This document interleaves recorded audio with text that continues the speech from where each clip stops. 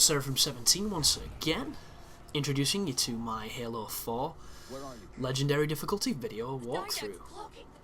This is the second section to Midnight, and this area here is a nice little defend the area section. I can't really find it. Like a wave-based defensive tower defense type moment. And there's a really good hiding spot if anything gets too rough, but to be honest, when I recorded this, I decided to be a little bit more gung-ho, and I didn't have any trouble whatsoever, so I'm pretty comfortable you won't either. Because this is one of those moments that on another game could have been really challenging. Like if this was Call of Duty on Veteran, I would hate this point, because it's always the same. Always the fucking same. Like any section where you have to defend an area and there's waves of enemies, Call of Duty on Veteran is going to be a nightmare, unless there's a cheeky spot that I probably found. It can be terrible. But this moment here, all you have to do is the enemies are going to come directly from that door. They're all dogs, there's no knights. Then when they stop, they'll come from the avenue to your left. It's generally signalled by the activation of one of the turret defences, which is a laser gun. And then once you kill a bunch of them from this corridor, they're going to come from both corridors, and there's going to be a bunch of different laser turrets helping you. And then once the hack or whatever the hell Cortana's doing, you know, dialing up AOL, not too sure, when that's finished and you can continue onwards, you have to run down the corridor to your right, and the enemies will still be spawning. So the thing to do is literally just run and gun, get to the door, fingers crossed you won't die. You'll probably get a checkpoint before, so you should be good to go. But for all intents and purposes, this is pretty simple. The next few rooms are all going to be gauntlets of knights and dogs to try and stop you from getting to the end of the game. If you're good enough at fighting those two enemies and you manage your ammo well enough and your accuracy, you're not going to have any trouble with the rest of the game, guys. You've pretty much done it now. It's not too bad. There is one particular spot coming up that can be very challenging because you get rushed by two knights, and there's about 5 or 6 back-to-back knights, which are just bastards, but you should be okay. I've got faith in you. So instead I'm going to talk back about Call of Duty, because I've already mentioned it, so I should probably elaborate a bit more on what I meant, as my fucking Tritons are giving me some serious headache. Oh, guys. I've had this headset a year, and it's stopped functioning correctly about 5 months after getting it. I got fucked about with the customer services so much just to try and get it repaired or replaced, which neither of them wanted to do, that I never even followed it through. So I now have a dysfunctional pair of Triton headphones. They are I think they cost 120 quid, which is extremely expensive, and I would not buy this product. And if you're listening to this and you're on the fence, fuck Triton, fuck them in the eye. They don't deserve a single weight of your money. They don't deserve any of it. And if this is Triton listening, ignore everything I just said, and please sponsor me. I would love a free headset. But it's really frustrating, guys, because it's a fantastic headset when it fucking works, and all this is intermittent sound problems from a cable, because some components inside the cable are loose, and depending on when I move where the cable moves, the sound quality degrades, and it's bullshit. It really is. And I'm probably gonna buy a new one, or buy some Astros or something and just go higher, because I do like a good quality headset and I use them a lot. It's just they're really expensive, and for them to fuck up after 5 months, it just makes me want to stab the PR manager that's like, we make quality products at Triton. Yeah. Yeah, you fucking, yeah. Not even going to finish that thought, just bastards. But I was speaking about Call of Duty in the last video as we move towards the central platform, where we're going to be doing a lot of shooting, a lot of night smashing, and just general Halo goodness. But these people are putting up videos of combat training, and every single video is the same. They're all using the MP7, they're all using the fucking ballistic knife like they're a bunch of wannabe, you know, Zergrizzers. And they're all, I don't get it, like they're using the same kill streaks on every single fucking thing. They're playing different game modes, and they're tryharding the best to get these scores when really they're not very good at the game. Why would you do that? Why would you do that? I don't get it at all. The best thing you could do if you have that game right now is to make every video different. Why do I say this? Because people want to see stuff in the game. They don't want to see the same fucking guns we already know about. They don't want to see you stomping people with a kill streak that looks exactly the same as every other kill streak in every Call of Duty. They want to see the new stuff, the unique things. And all these people are doing is putting up these fucking fancy videos of them running around tryharding with an MP7.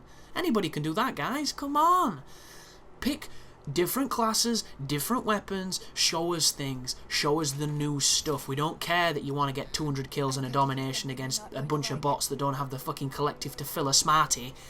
It's just madness. Absolutely madness. And it's a bunch of people that have absolutely no idea how to do this YouTube thing, because if they had any fucking sense, they would have millions of views already, and they don't.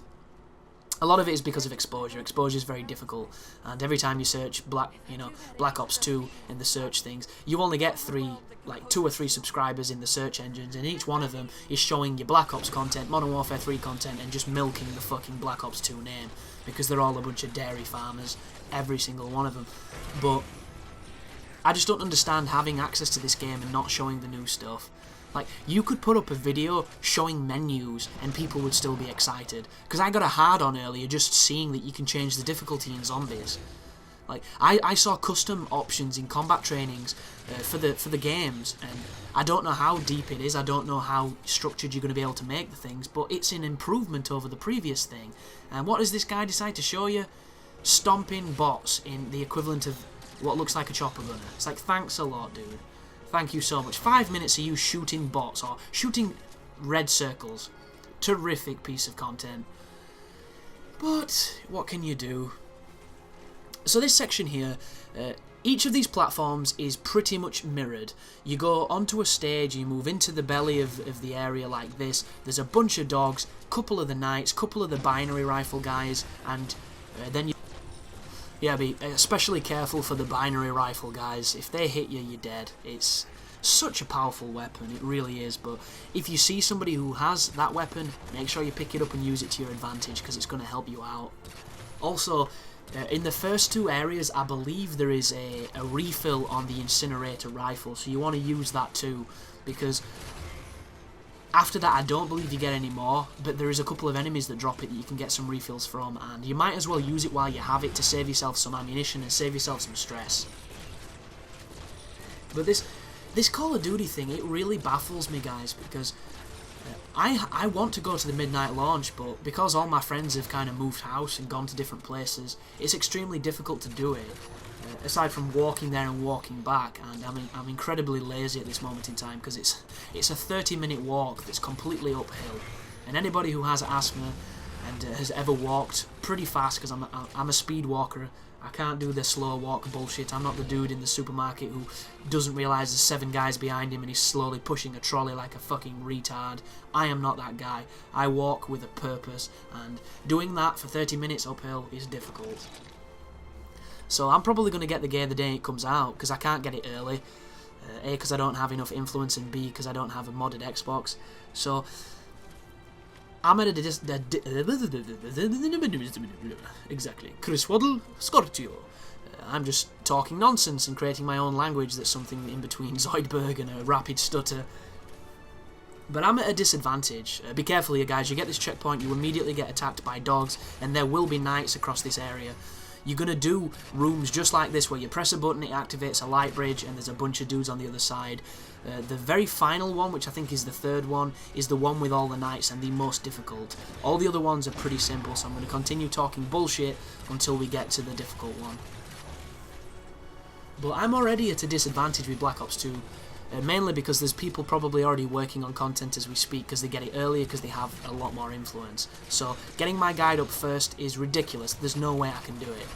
I've only ever managed to do it twice, and that was with Uncharted 3, because I got my copy early, and Gears of War 3, because I managed to put out the entire guide on the day it came out, which is extremely difficult to do, mainly because my internet is shit.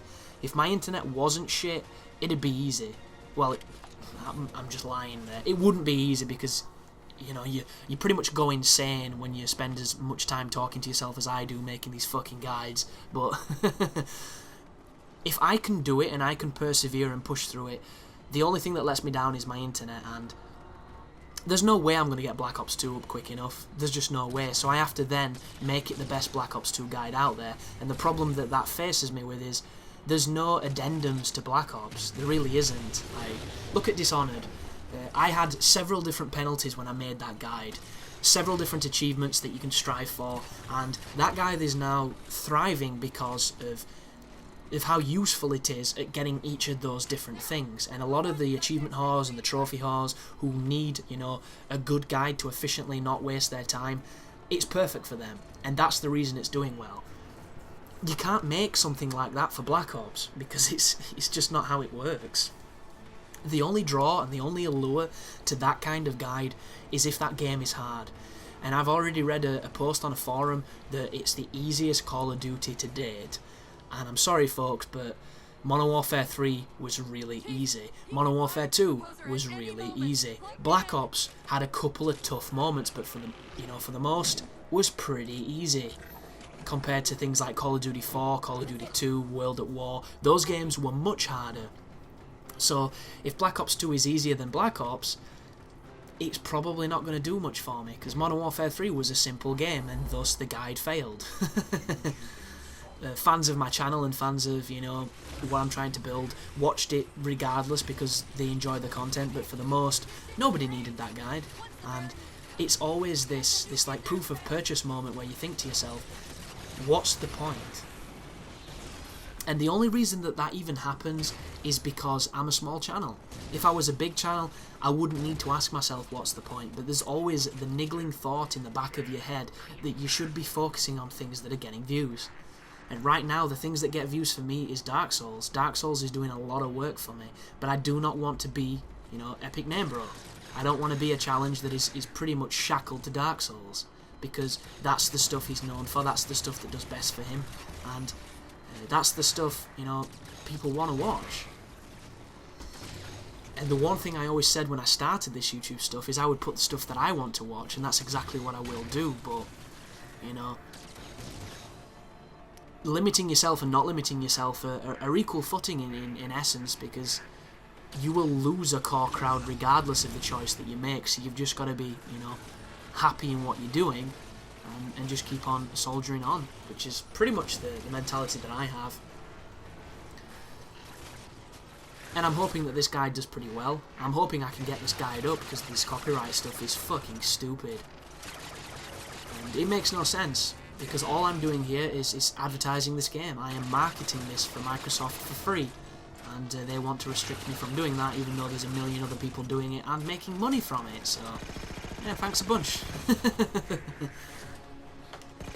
But this is another moment where I don't have the ammo to deal with the situation, and thus it can be quite challenging. But just use your auto sentry, pick up the guns on the floor, and this next area is the final push of the game, the final, you know, thing stopping you from beating it, so make sure you've got full incinerator ammo and get ready to shit on some people's faces. So thanks for watching, and you take care now.